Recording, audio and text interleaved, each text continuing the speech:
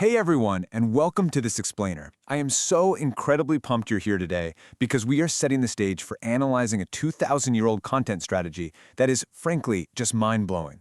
We're going to look at one of the most powerful men who ever lived, a guy who faced unimaginable, globe-spanning crises, and see how his intensely private coping mechanisms, the things he used just to survive, ended up creating a literal blueprint for authenticity that has outlasted entire empires. To start us off, I really want to pose a question to you. What do you think is the most successful content strategy in history? I want you to kind of take a step back and reconsider what actually makes information truly endure for thousands of years. You know, when we think of legacy, we usually picture massive monuments, carefully crafted PR campaigns, or these highly polished political speeches designed to sway the masses. But as you'll see, history has a really funny way of preserving what is true over what is just polished. Okay, let's dive into this, because this specific idea changes the whole game. Soon, you will be dead, and none of it will matter. Think about that for a second. This wasn't written for an audience. This wasn't some grand public speech. The most enduring content from the ancient world was actually a Roman emperor's dark, intensely private notes to himself. This is Marcus Aurelius, writing simply to keep his own mind intact. Which brings us to Section 1, an Emperor's Survival Guide. To really grasp why these notes pack such a punch, we need to jump into the grim reality of the 2nd century. I mean, his reign was literally a non-stop parade of macro-level disasters. Right after he takes power, the Parthian Empire attacks in 162 CE. By 165, his own troops bring back the devastating Antonine Plague, which just absolutely ravages the empire. In 169, his co-emperor Lucius Verus suddenly dies. And if that wasn't enough, right after that, massive tribal invasions sparked the Marcomannic Wars. So Marcus wasn't chilling in a comfortable palace. Actually, scratch that. He was barely even in Rome. He was forced to build a psychological survival toolkit right in the freezing mud of military camps like Carnuntum, fighting off invasions while a plague wiped out his people. Moving right along to Section 2, the ultimate authentic content. Now, what's really interesting about this slide is the sheer paradox of it all. The most powerful man in the world was creating what we could accurately call the ultimate anti-content. Your typical Roman emperor relied heavily on propaganda, right? Triumphal columns, giant statues, polished speeches in high Latin just to project this aura of absolute invincibility. But Marcus Aurelius, he took the exact opposite approach. He kept private journals. He didn't even write in his native Latin. He used Koine Greek, which was the language of philosophy, to work through these raw, totally unpolished spiritual exercises. The text we now call the Meditations didn't even have a title. The closest thing we have to an original name is Thais Heauton, which literally just translates to things unto himself.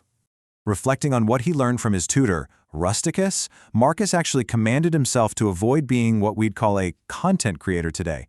He literally wrote down reminders not to write treatises on abstract questions or deliver moralizing little sermons. He was actively fighting the performative nature of his massive job. And you know, the huge irony here is that his complete rejection of performative posturing is exactly what became his blueprint for absolute authenticity. Which leads us perfectly into Section 3, the 3 Stoic disciplines. Scholars like Pierre Hadot and the incredible translator Gregory Hayes have pinpointed a core framework buried within Marcus's scattered notes. Basically, he used 3 main Stoic disciplines for daily crisis management. The first one is the discipline of perception, which is all about maintaining absolute objectivity of thought.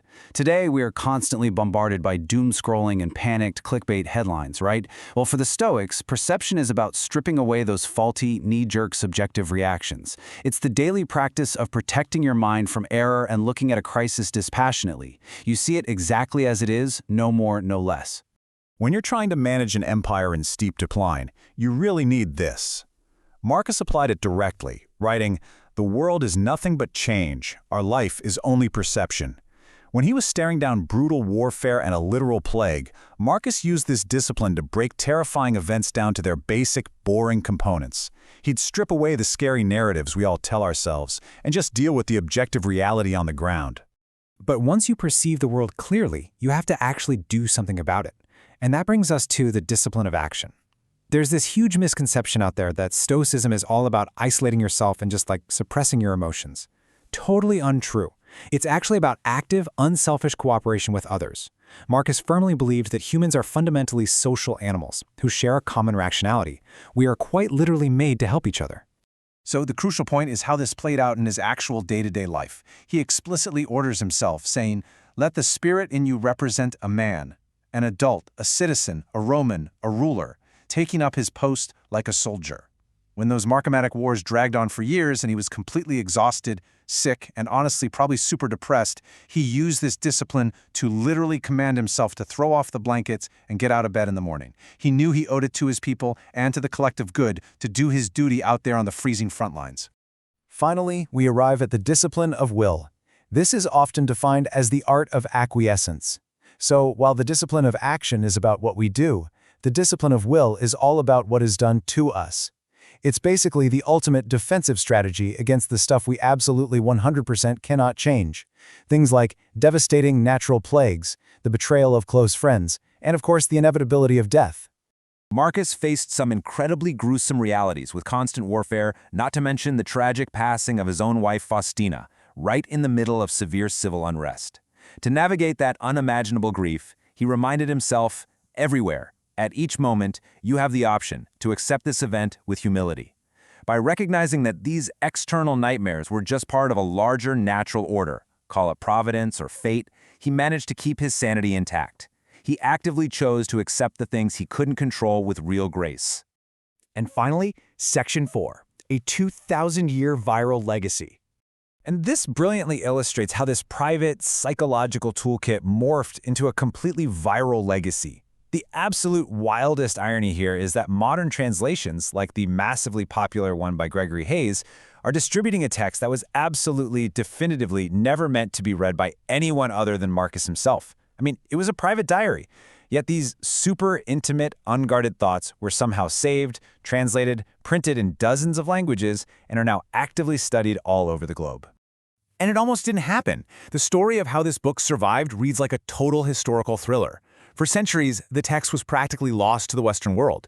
Then, in the early 10th century, a bishop named Aurelius writes this letter to a friend saying he's basically rescued an old, crumbling manuscript of the emperor's book from falling to pieces and had it copied. Flash forward a few centuries to 1558, and a scholar named Wilhelm Zeilander uses a manuscript, which is now completely lost by the way, to print the very first edition. And hanging by that incredibly precarious thread, it survived to reach us in the modern era. And the audience it found today, it's just staggering.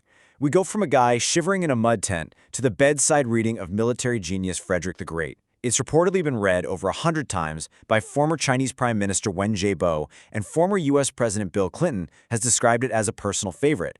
It has basically become the ultimate geopolitical cheat code. A text written in the mud by an ancient Roman trying to process the trauma of ancient warfare is now the go-to crisis management manual for modern world leaders. It's just wild. Which leaves us with a final, somewhat provocative thought to chew on. When your own world feels like it's crumbling, will you write for the crowd, or will you write for yourself? Marcus Aurelius proved that true lasting endurance doesn't come from PR, from pandering, or from chasing performative content. It comes from brutal, unvarnished honesty. The most relatable and helpful thing you can possibly do for the world might just be sitting down and sorting out your own mind. Thank you so much for joining me on this explainer. I really hope it sparked your curiosity as much as it did mine. Catch you next time.